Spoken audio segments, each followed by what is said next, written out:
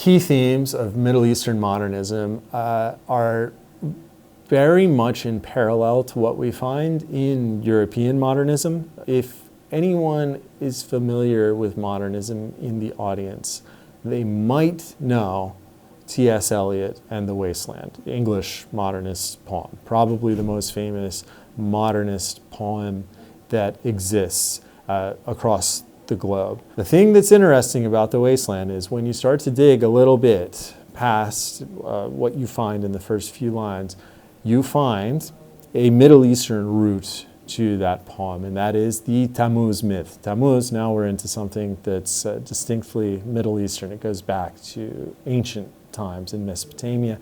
The Tammuz myth is about a god who dies and is reborn each year with the harvest. T.S. Eliot uses this theme in The Wasteland, which is overall about the process of death and rebirth. I think he's quite pessimistic about the possibilities of rebirth, so there's an element of pessimism that I think is a defining feature of modernism as well. You go to the Middle Eastern modernists, they are also talking about wastelands, and not necessarily because they read T.S. Eliot, right?